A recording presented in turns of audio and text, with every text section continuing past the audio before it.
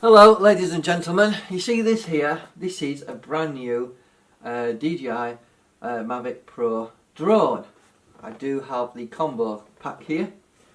The reason I'm doing this video is because I want to talk about the Gatwick drone fiasco that's been going off over the past couple of weeks and give you my thoughts on it. I've bought this brand new drone about 6 months ago, and it's my intention, or was, to get some good aerial imagery of the local areas and show that on YouTube so you guys can have a look. But what's transpired at Gatwick Airport, if you don't already know, if you've been living in a bubble and you don't know what's been happening in the UK, in the UK's biggest, well, second biggest airport, obviously the biggest being Heathrow. Basically, over 100,000 people have had their Christmas ruined, and it's quite sickening what's been going on, because even people that do photography and drone users, as well as many drone channels out there, have been absolutely disgusted with what's going on, because this potentially could mean all drones in the UK will be banned permanently. Now, they brought in the police and the army, and they said they couldn't shoot it down. Well, I think that's a little rubbish. What, they're worried about ricochets? Come on. They weren't so worried about ricochets when a Russian aircraft was seen near the UK border and they sent 2 Typhoons to intercept. They weren't bothered then, and they won't be bothered if there was a war going off. So why would they be too bothered about a few bullet ricochets? I doubt it. And besides, if a drone's in the air, where's it going to ricochet to? It's going to ricochet up into the air, isn't it? Anyway, that said, I've seen no photographic imagery that can confirm to me that it was a drone flying. Who said it's a drone? What? It could be a radio control helicopter, could be a radio control plane. It might not necessarily just be a drone. Now, the BBC have released a video where a drone test has been simulated on an aircraft wing where it does significant amount of damage. But out of all these thousands of people that was at the airport waiting for their plane to take off, obviously it's been cancelled, but no one has provided proper photographic evidence. You know, people have smartphones, you know, there's no reason why they couldn't have got a picture. And I've seen the evidence that's been provided that it was a drone, which essentially could be a UFO from what I can see. Any evidence of UFOs that has been ever presented has never been conclusive. It's always been really poor quality in terms of video, where you can barely make out anything. And this is the case here. There has been some conspiracy theories going around, where someone from who was Norwegian, was in Africa and kidnapped, and there was the possibility of the people that had done that was going to fly to Gatwick Airport from Africa and commit some sort of form of terrorism. And you could say the drones problem or issue here has been made a scapegoat for possibly that. So instead of telling everyone that there's a possible terrorist attack going to happen and a plane might blow up or hit the airport, they'd rather scapegoat these things, these drones. I'm a bit pissed off with what's going on, because it means I might have to register this, and let's face it, if you have to register your drone, it means if anything happens in your area, you could be a target. The disgusting thing that happened with that couple that was scapegoated just because he had an interest in drones. He was paraded in front of the press, he was interrogated for 36 hours and then released because he was innocent. But his face has been plastered all over the newspapers, so he could possibly lose his job, you know, over this, because everyone will assume he's done it. And I think it's really wrong that someone has been slandered like this with no proof or evidence.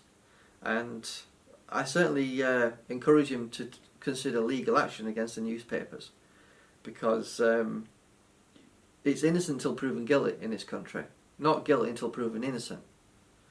So, you know, in a modern society, in a democratic free society, you shouldn't prejudge someone before they've even had their court case. So my rant about this issue is the fact that there's no photographic evidence to show it was an actual drone. You know, you see, the press has been at the airport for some time, right? They use television cameras which are have at least 20 times optical zoom on, so they should be able to zoom into this this drone that's been around the airport and get some imagery of it, because they're camped out there. But nothing has been captured. Nothing has been captured by smartphones. And it really infuriates me, because the regulations are already extremely strict at the moment. You can't go anywhere near an airport, especially with this. This is geofenced, right? Which means I shouldn't be able to get within 3 miles of any airport. And there's talks of that becoming even more stricter in the future. Like, I can't even fly it legally out of sight, you know. I can't fly it above, say, 50 feet of people either. You know, so there's a lot of rules and regulations out there already. And if they're going to make everyone take one of these, you know, drone flying courses, which are about £1,500 a time, no one's going to bother buying a drone.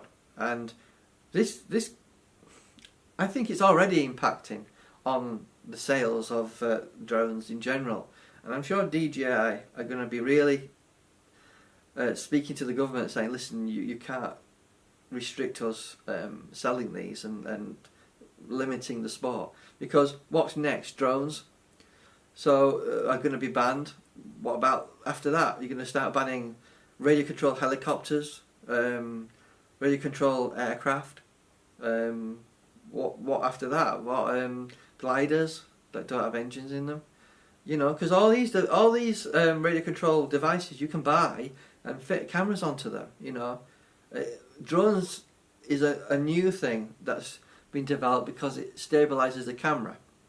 But prior to drones, people used to buy radio control helicopters and fit cameras underneath them. So you can't really scapegoat drones. So if you're going to scapegoat drones, you're going to have to scapegoat radio control helicopters, radio control aircraft, radio control gliders. You know, anything that flies could potentially be a threat anywhere near an airport. You know, and anyone who does fly one of these near an airport is an idiot, in my opinion. But I do have another conspiracy theory for you, which I think is a possibility. Have you ever considered that Christmas is a Christian holiday, isn't it? Have you ever considered that someone who doesn't believe in Christianity, who wants to ruin the Christmas for all the Christians at that time, who don't believe in Christianity, might want to do this and ruin it for all those Christians? Have you thought about that as a possibility? I believe no one has made this a possibility on YouTube, and I'm putting it forward out there that I think this is a possibility, that someone who doesn't believe in Christianity, you know, personally I'm an atheist, but I do come from a Christian you know, background, as it were, in terms of my ancestors, because I'm an English person. But I do think that non-Christians, excluding atheists, could potentially have done this on purpose to ruin it for all the Christians on their Christmas Christian holiday.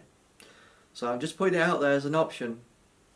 You know, make some comments and let me know what you think. Do you think that's a possibility? Anyway, I just wanted to make that and put it out there as an option.